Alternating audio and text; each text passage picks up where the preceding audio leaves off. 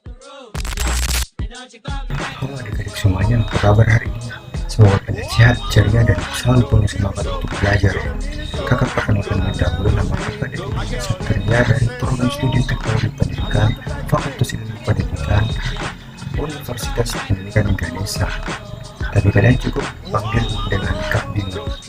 Hari ini kita akan belajar tentang rantai makanan dan jaring-jaring makanan.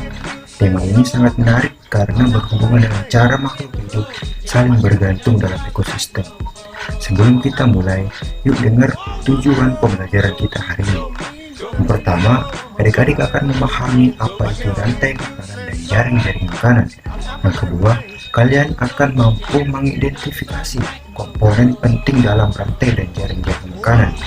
Terakhir, kalian akan mengetahui bagaimana interaksi antar organisme terjadi dalam sebuah ekosistem.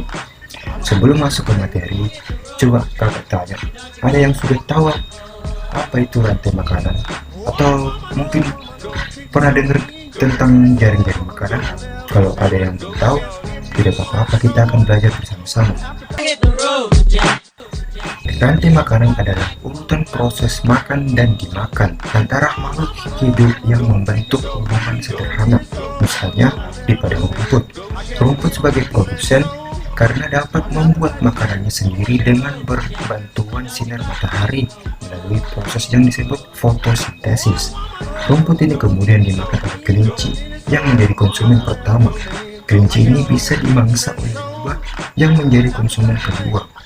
Urutan ini bisa kita tuliskan seperti rumput, kelinci, rubah. Semua makhluk hidup yang kita sebut tadi terhubung melalui proses makan dimakan.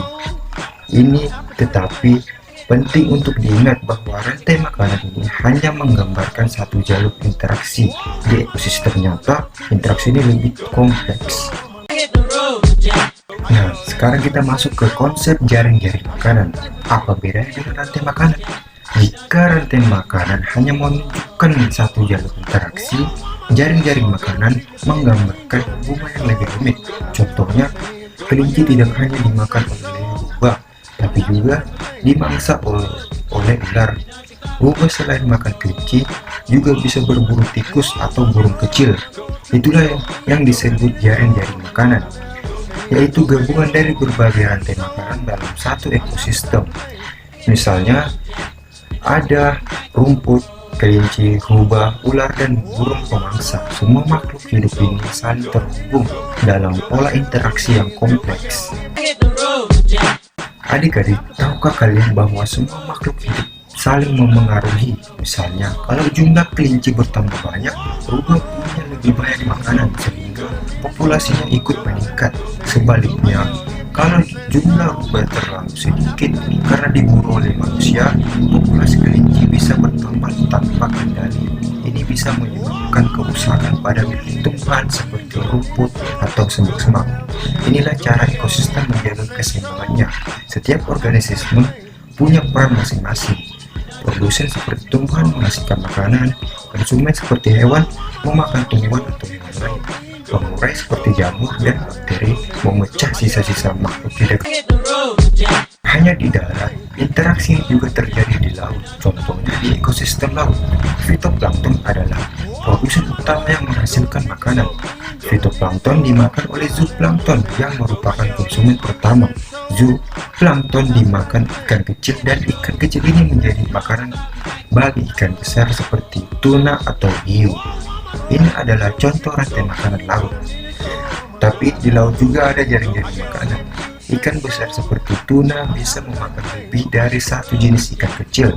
Burung laut ikut memakan ikan kecil sehingga terlibat dalam jaring-jaring makanan. Nah adik-adik, dari pembelajaran hari ini kita jadi tahu bahwa rantai makanan adalah hubungan sederhana makan dimakan, sementara jaring-jaring makanan adalah interaksi kompleks dari banyaknya rantai makanan. Keduanya penting untuk memahami bagaimana ekosistem bekerja dan menjaga keseimbangan. Jadi, yuk kita jaga lingkungan dan makhluk hidup di sekitar kita agar ekosistem tetap sehat. Terima kasih sudah belajar bersama Kak Bima hari ini. Semoga kalian paham dan semakin semangat belajar tentang rantai makanan dan jaring-jaring makanan. Sampai jumpa di pembelajaran berikutnya.